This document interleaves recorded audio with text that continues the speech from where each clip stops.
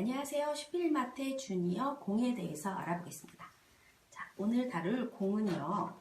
먼저 여러 가지 공에 대해서 알아보고요. 그 다음에 축구공, 그리고 축구공 종류 중에 브라주카, 그리고 세팍타크로 공이라는 4개의 주제를 학습하게 됩니다.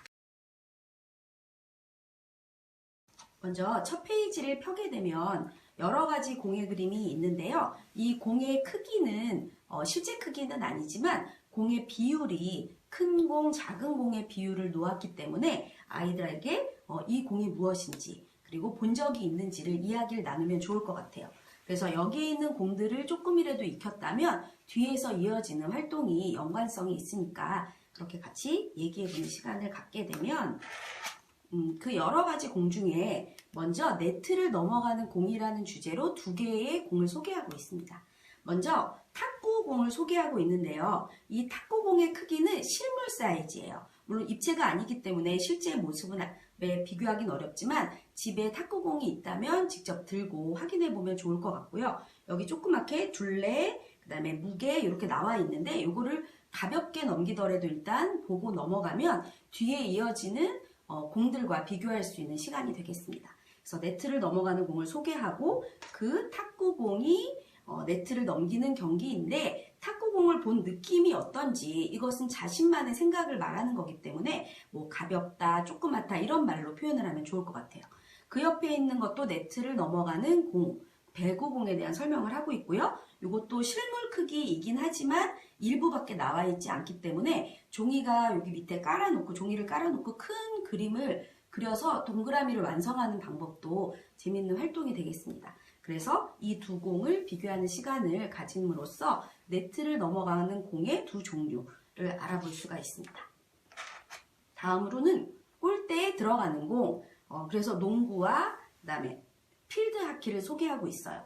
앞에 나왔던 공들이 다 이 공들이었거든요. 그래서 처음에 이 공이 몰랐던 친구들은 여기서 필드 하키에서 쓰는 공이구나 라는 것을 알 수가 있을 거예요. 그래서 이것도 실제 크기를 여기 둘레와 무게를 나타내고 있는데 앞에서 살펴보았던 무게와 둘레랑 어떻게 다른지를 기억을 떠올리거나 앞장을 찾아가면서 비교하는 시간을 가진다면 그냥 단순히 공만 알아보는 것이 아니라 크기와 무게, 뭐 이런 길이들도 비교할 수 있는 시간이 될 것 같아요.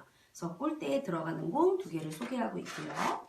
다음으로는 목표를 향해 굴러가는 공이라는 제목으로 골프와 그다음에 볼링을 소개하고 있습니다. 그래서 골프공의 크기가 아까 탁구공과 비슷한데 무엇이 다른지 길이, 무게도 비교를 해보고요. 그리고 여기 볼링공에서는 무게가 굉장히 무겁게 나오고 구멍이 왜 3개가 뚫려 있을지 그리고 볼링을 해본 친구들은 그런 이야기를 같이 나누면서 공을 관찰하는 시간을 갖게 됩니다. 자, 그러면 공의 모양이 대부분 다 동그란 구 형태인데 그 모양이 둥근 이유를 여기 들어있는 교구를 꺼내서 물감도 함께 들어있습니다. 그래서 물감을 풀어서 여기 활동을 하게 되는 게인데요. 처음에는 굴려보는 활동을 하고요. 그 다음으로는 물감을 묻혀서 이런 종이에 이렇게 굴려보게 됩니다. 그래서 지나가는 자리가 어떻게 달라지는지를 확인을 해서 공은 가장 많은 물감을 묻히지만 주변에 굴러가는 그 방향은 아주 짧게 가늘게 선처럼 이어진다는 걸 통해서 잘 굴러가는 모양으로 공을 선택했구나. 공 모양이 우리 어떤 구기 종목에서 쓰는 모양이다라는 것을 알게 됩니다. 자, 다음으로는 지금 여기에 있는 공 모양 말고도 약간 타원 모양까지 럭비공을 소개하기 위한 이런 그림 컷을 보여주고요. 여기선 단순히 이런 모양만이 공이 아니라 이렇게 납작한 둥근 기둥, 원기둥 모양으로도 아이스하키의 공이 될 수도 있고 그리고 배드민턴 공은 이런 뿔 모양, 원뿔 모양으로도 공을 할 수 있다라는 사실을 알게 됩니다. 그래서 공이 다양하게도 활용할 수 있구나 이런 것도 이어가게 됩니다. 그리고 확인학습으로는 앞에서 배웠던, 익혔던 부분을 확인하고요. 그 다음에 1학년 교과서에 나오는 그런 모양들, 같은 모양 찾는 것까지 확인학습으로 이어지게 되겠습니다. 다음 주제는 축구공인데요. 축구공 모양이 대체적으로 이런 모양으로 많이 인식이 되어 있을 거예요. 그러면 이 축구공을 만약에 벗겨서 펼친다면 어떤 모양이 될까라는 주제인데요. 바로 전개도를 전개하는 방법을 생각해 보기 위한 거죠. 그래서 이거를 연장선으로 과일의 껍질을 벗기면 그게 겉넓이 겉에 있는 부분이 되는데 그걸 펼쳤을 때 어떤 모양이 될지 직접 뭐 과일을 이용해서 해도 좋겠고요. 이런 겉에 있는 부분에 어떤 펼쳐진 상태를 생각하는 시간을 갖게 됩니다. 자, 그래서 축구에 대한 설명이 앞에 안 나와 있었어요. 그 이유가 이제 여기서 축구를 좀 더 자세히 알아보기 위한 거였는데요. 축구에 대한 설명이 이렇게 나와 있고요. 그리고 축구공과 아주 비슷하게 생겼지만 검은색이 없는 핸드볼 공도 소개를 하고 있습니다. 그리고 이 축구공을 이제 모양을 관찰하는 시간인데요. 축구공의 기본적인 모양은 오각형과 육각형으로 이루어져 있습니다. 그래서 여기서 그 모양을 찾아보는 시간을 갖게 되고요. 여기서는 용어로 정오각형, 정육각형이라고 알려주고는 있지만 아이들에게는 이 둘의 모양의 차이가 무엇인지 정도로 확인하면 좋을 것 같아요. 자, 그리고 나면 아이들이 좋아하는 만들기 시간인데요. 여기 만들기에서는 이런 스티커로 된 이런 재질, EVA 재질이라는 요걸로 요 틀을 띄운 다음에 스티커를 하나씩 붙이면서 요 모양을 완성하게 됩니다. 그래서 이 모양을 완성할 때도 맨 처음에 오각형 보라색을 붙인 후에 노란색을 붙이고 그 다음에 어떤 패턴으로 이어지는지 붙여가면서 그 패턴을 익히고 그 다음에 벌어지지 않게 붙이면서 아이들이 손 조작 능력을 키우게 됩니다.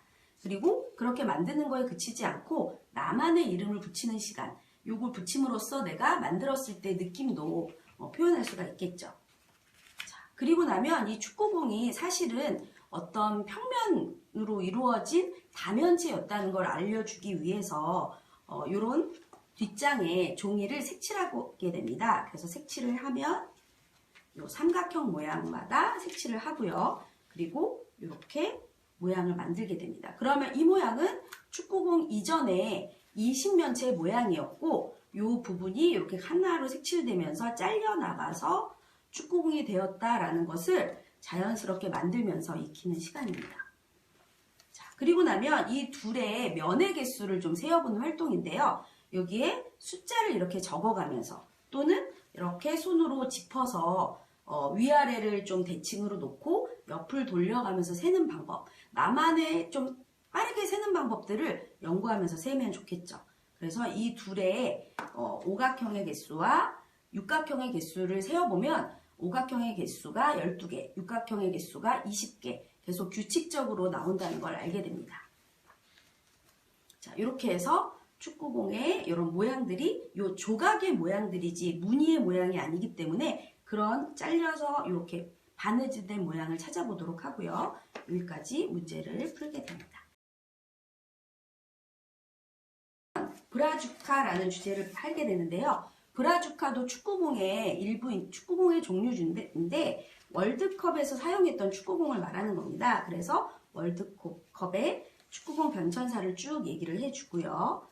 그리고 이렇게 또다시 이런 게 또 하나 들어있거든요. 요것을 올려놓고 밑선을 그린 다음에 그 선에 맞게 이런 모양들을 관찰을 하게 됩니다.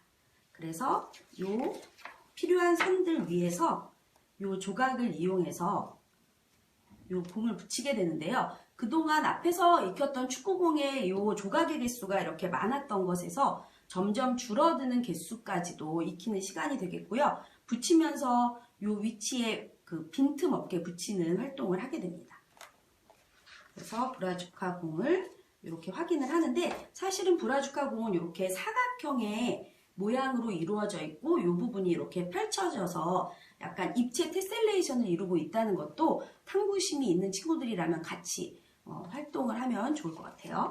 자, 이렇게 해서 축구공의 원래 이 모양이 다면체라면 어떤 모양과 비슷한지도 확인을 해보게 됩니다.